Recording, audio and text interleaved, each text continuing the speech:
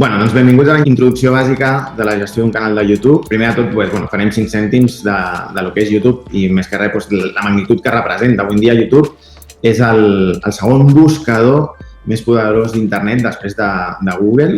Un de cada 2 usuaris d'internet visiten YouTube cada mes, gairebé una hora de visualització de vídeos per cada persona al món, amb un increment d'un 50% cada any des de la seva creació.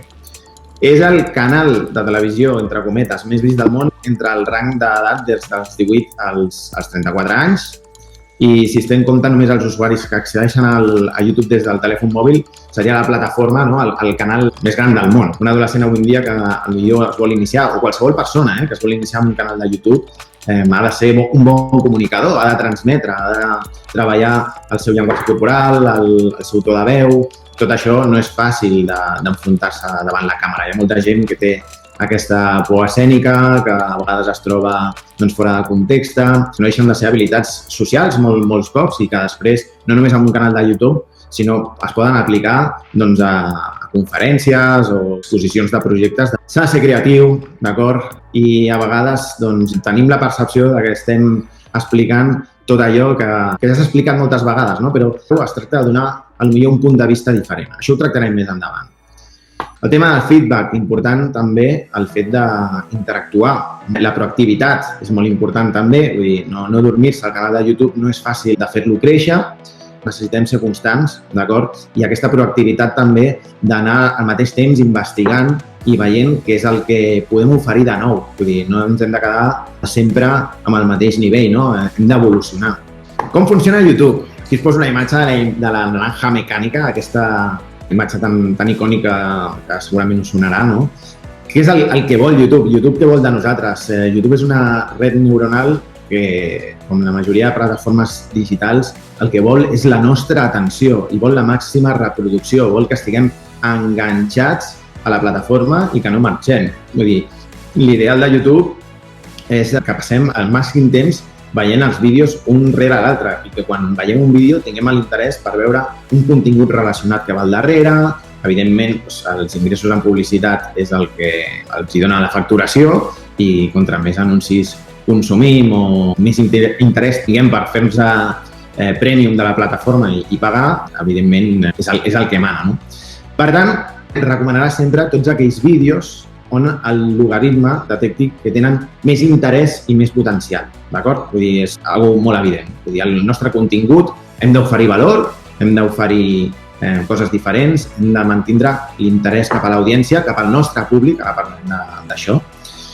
I comentar-vos això, que vivim en un món sobreestimulat, on tendim a consumir petites càpsules d'informació. Avui en dia, en la comunicació audiovisual, ha patit aquesta sobreestimulació, aquesta acceleració, amb els diferents formats digitals, a consumir petites càpsules. Vull dir, avui en dia potser no consumim el telenotícies sencer, sinó que potser a través del 324, de l'app, entrem dintre el menú i podem veure la reproducció d'un vídeo, una notícia que ens ha creat cert interès. Avui en dia els consells que són ràpids, fàcils i que d'alguna manera ens roben menys temps són els que tenen més valor.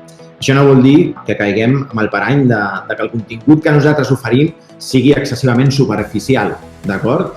El tema de l'especialització és molt important, d'acord? Que el canal que fem tracti d'una sola temàtica, d'acord? Que tots els seus membres comparteixin un comú denominador. YouTube, d'alguna manera, no premia tots aquells canals on la informació que hi ha pot ser divergent. Aleshores, és molt important que, encara que dintre del nostre canal es toquin diferents temes, evidentment ha d'haver-hi pluralitat i versatilitat, però que no ens anem de mare i que ens sortim de les nostres caselles, d'acord?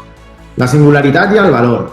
Podem tractar una temàtica de manera diferent, fent el mateix però per un altre camí. Això és el que hem comentat abans. Vull dir, avui en dia està gairebé tot inventat, però poden haver-hi diferents punts de vista, poden haver-hi maneres diferents d'explicar les coses, temàtiques que a vegades són molt empalagoses, tipus d'informació on et fa més mandra investigar, que una persona t'ho facilitzi, d'alguna persona et resumeixi aquella informació, t'ho mastegui i t'ho faci fàcil, té un valor increïble. Vull dir, això és el que hem d'aprendre a fer amb els nostres continguts. I repeteixo, no han de perdre cap tipus de credibilitat ni s'han de quedar en un pla superficial, però sí que, com a docents, hem de saber que el nostre contingut pugui explicar-se de la millor manera i que pugui crear el màxim interès possible. Vull dir, això és un replantejament per reflexionar com estem fent les coses, com estem explicant, estem sent suficientment empàtics, està molt esquematitzat, s'orienta bé a l'usuari quan entra al nostre canal i vol buscar alguna cosa concret i com comença aquell vídeo que nosaltres hem dirigit a un contingut. Arranca bé, resol un problema. Val? El més important és saber que estem cobrint una necessitat amb un contingut únic, d'acord? M'agradaria que cadascú de vosaltres em definiu quin és el vostre valor afegit dels vostres canals. Què tenen d'especial? Què tenen de diferent en comparació d'altres canals que siguin similars o que puguin tenir una especialització similar amb un altre canal d'una altra universitat? Sapiguer si aporten solucions, si estan aportant solucions a la gent que entra al canal, si resolen aquests problemes i sobretot de quina manera ho fan, d'acord? M'agradaria que féssiu un momentet aquest exercici i que penséssiu quin és el vostre valor afegit, si ho teniu clar. Bueno, entrem a la part de personalització del canal, d'acord? He revisat alguns dels vostres canals, he vist que hi ha una miqueta de tot, hi ha gent que ha posat el logotip però que no té capçalera, altres que tenen un tràiler però que potser és massa llarg. He fet una miqueta d'investigació i recerca i alguns de vosaltres que heu fet les coses molt bé i bueno, anem a desglossar perquè segurament hi haurà alguna part hi ha algun element d'aquesta part de disseny i branding que us heu deixat o que potser podeu millorar. D'acord? Els elements són el logo, que sigui fàcil lectura, singularitat i representatiu. Abans al canal Infoagrotek teníem el logo de la UPC, però si ja hi havia un canal de la UPC doncs podia portar certa confusió. Una cosa que hem resolt ara mateix seria el logo d'Infoagrotek, com el veieu a dalt. El tema de la descripció és molt important, a la descripció del canal, que definiu el contingut i sobretot el valor i les paraules clau que hem dit, no? Doncs en aquest cas Infoagrotek té temes d'alimentació sostenible, innovació, tecnologia, agricultura, etcètera, d'acord? No parleu, no feu una descripció del que feu, tant del que feu, sinó dels beneficis que aporta aquell canal. Aquí trobaràs la solució i amb tot l'àmbit relacionat, amb tot aquest coneixement que t'ajudarà a projectar això perquè tal. Sempre s'ha de redactar des d'un punt de vista on oferim els beneficis que tenim al nostre canal, d'acord? És molt important. El tema de la marca d'aigua és aquesta petita marca que apareix a tots els vídeos i que apareixerà durant tot moment per incitar a subscriure's al canal. El tema de la capçalera és un disseny trencadís per diferents suports. Penseu que YouTube es pot veure des de mòbil, des de tablet, des d'ordinador, inclús des de la televisió, que la capçalera, si entreu des de l'ordinador, només es veu aquesta franja, ara mateix, però aquí el mateix YouTube t'explica que és visible en televisors tota la franja, visible en ordinadors només aquesta part, visible en tots els dispositius aquesta. Vull dir que és important que a l'hora de fer el disseny de la capçalera pensem amb aquest modo responsive, no? Que s'adapta a tots els suports de comunicació. Ara ho veurem. El tema del branding també entra el tràiler, ¿vale?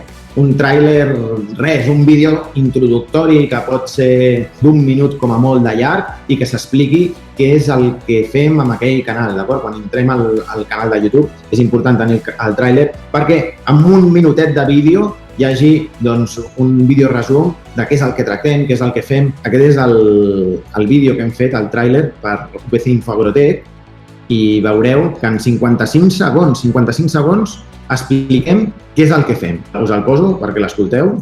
Benvingut al canal Infoagrotek de la Universitat Politècnica de Catalunya.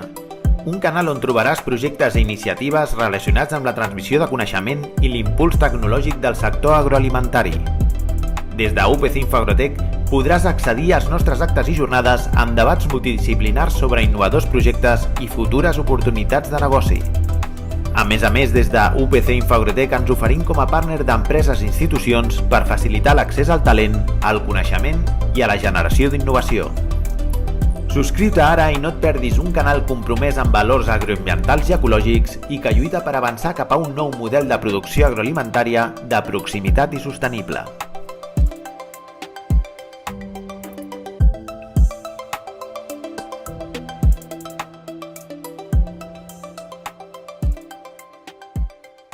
I a tot això en 55 segons, molt ben estructurat, anar directes i pensar que la gent quan aterra aquí a la part principal del vostre canal de YouTube doncs té molt poc temps i amb aquests 55 segons heu d'explicar què és el que feu de manera fàcil i efectiva. No necessiteu tampoc que la complexitat del vídeo sigui una gran superproducció, podeu fer una superposició d'imatges. Avui en dia, amb el mateix mòbil i amb uns micros de solapa que valen 15 a 20 euros, els podeu posar perquè tinguin un bon àudio i simplement fer una redacció i fer una veu al mouth llegint i ja ho teniu tot. URL personalitzat, no el veureu només començar, es desbloqueja quan teniu el reste d'elements que hem estat parlant. Dintre del vostre canal hi ha dues pestanyes, d'acord? Gestionar els vídeos i personalitzar el canal.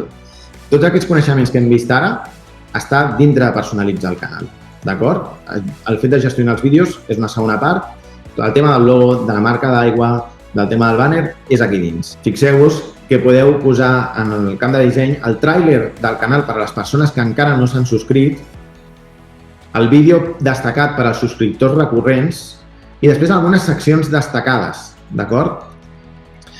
El tema del SEO.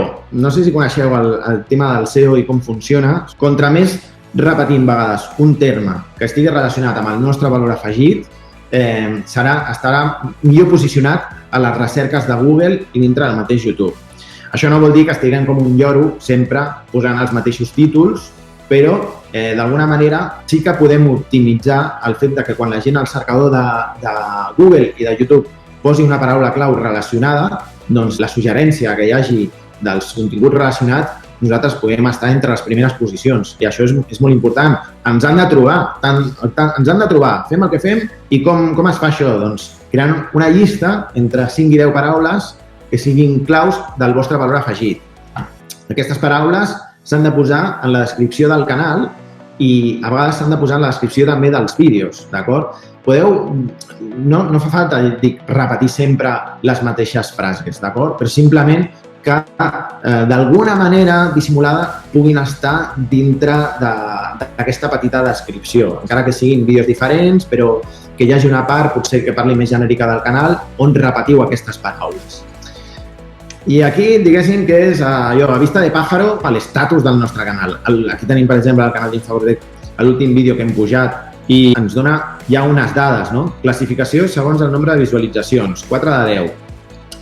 Aquesta llista el que ens mostra és de tots els vídeos que tenim ara al canal, després de 14 dies i 14 hores, quina classificació va, no? Això és com si fos una cursa, de dir, bueno, quin interès ha despertat aquest vídeo? Bueno, doncs veiem que un dels vídeos, després de 14 dies, 14 hores, que va tenir més reproduccions, és el de Cannabis Hub, que parla sobre la legalització. Diguéssim que la medalla de plata i el tercer i la medalla de bronze també són per vídeos relacionats amb el Cannabis Hub i es situa en quarta posició. Està molt bé. Sempre que pugem un vídeo, diguéssim que durant les primeres hores és important que estigui amb aquest top 10. Les llistes de reproducció són molt importants. És la manera de com jerarquitzem el nostre canal. És el mapa que hi ha dins, no? Vull dir, els conjunts de vídeos que hi ha.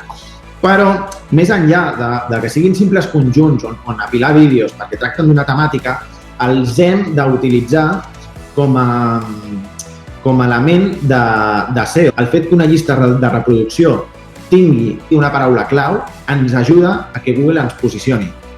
És a dir, nosaltres tenim la llista de Cannabis Hub en primer terme, una altra llista d'alimentació sostenible, altres de projectes d'innovació i un altre que va relacionat amb actes i jornades de l'UPC Diàlegs. Fixeu-vos, quan vaig entrar a la llista de YouTube d'alimentació, no hi havia la llista creada, vam crear una llista d'alimentació sostenible. Una de les primeres coses que vam fer va ser fer una descripció d'aquesta llista de reproducció, on es parla de paraules clau que van relacionats amb tema d'alimentació sostenible. És a dir, a més de la descripció del canal, hi ha les descripcions pròpies de les llistes de reproducció, on encara podeu fer una miqueta més d'èmfasis aquí dins i parlar d'una temàtica més concret amb algunes paraules clau que es puguin repetir i que siguin fluides amb el text que vosaltres poseu, que vagin relacionades amb aquella temàtica concreta. Quan vam entrar aquí a la llista, hi ha de tot, no? Hi ha la llista d'actes i jornades, hi ha gravacions de reportatges i em va cridar l'atenció que hi havia microvídeos de crides de les persones que participaven en aquells events de les jornades de malbaratament alimentari i bueno, eren vídeos curts que evidentment tenien una funció doncs, d'animar a la gent a que es connectés amb aquell event i que després d'això doncs, ja no tenien més interès perquè simplement era una invitació, una crida. D'alguna manera podíem haver esborrat aquests vídeos perquè a l'event i el reportatge, un cop fets, doncs no necessitàvem tenir aquest material, diguéssim, per convidar algú d'un event que ja s'ha fet. Però, si els hi canviem el títol i els hi deixem, fixeu-vos que tota la llista, aquí, encara que siguin crides, veieu el temps que hi ha 22, 21 segons, tots els hi hem canviat el títol per alimentació sostenible. Si algú busca alimentació sostenible, no només tenim vídeos que parlen d'alimentació sostenible, sinó que tenim una llista de reproducció d'alimentació sostenible que conté doncs, 35 vídeos que la majoria d'ells comencen amb alimentació sostenible i que, a més, tenim una descripció on apareix la paraula alimentació sostenible. Cada un d'aquests vídeos també té la seva pròpia descripció. I aquí dins també ha d'haver-hi la paraula alimentació sostenible. És a dir, contra més elements hi hagin a la llista de reproducció que repeteixin la mateixa paraula, estem dient-li a YouTube que som aquí i que estem parlant d'aquest tema. M'agradaria fer un incís, perquè com sé que moltes vegades pengeu vídeos d'events on d'alguna manera poden tenir una extensió d'una hora i mitja, 2 hores, on hi ha diferents ponents parlant, són vídeos molt llargs. Avui en dia, evidentment, no tothom té el temps i la predisposició. O sigui, per estar 1 hora i mitja amb el mateix contingut o potser vol accedir a una temàtica o una part concreta. Una de les suggerències, que és el que hem fet amb Cannabis Hub, és crear petites càpsules, d'acord, que aquí les veieu, on estan els ponents per separat i que la duració, com esteu veient, són de 7 minuts, 6, 9, i ja en el títol i la miniatura, que ho veurem, estan parlant d'un tema molt específic.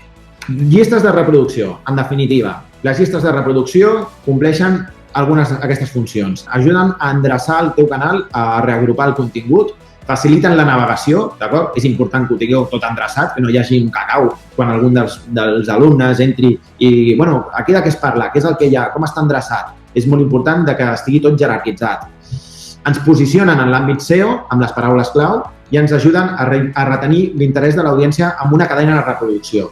Aquest últim punt és molt important amb això que parlàvem de la retenció a l'audiència. Si després de que un usuari vegi el nostre vídeo, seguidament veu un altre d'una temàtica similar. Les llistes de reproducció, com tenen a veure amb una temàtica similar, el que fem és enllaçar i crear cadenes. És molt millor que puguin veure 3 vídeos enllaçats d'algú concret que d'alguna manera creï interès a l'espectador que no que aquests 3 vídeos estiguin unificats en un sol vídeo i que potser vegi una tercera part d'aquest vídeo més llarg. Una videoconferència, si feu una ponència o una entrevista fins i tot, és molt important que podeu segmentar aquesta informació per parts. És important que pugeu vídeos com a mínim un cop per setmana, d'acord? Vull dir, el fet de pujar un vídeo molt llarg, d'1 hora, i que el reste del mes hi hagi taranyines al canal i que no hi hagi res, no val la pena.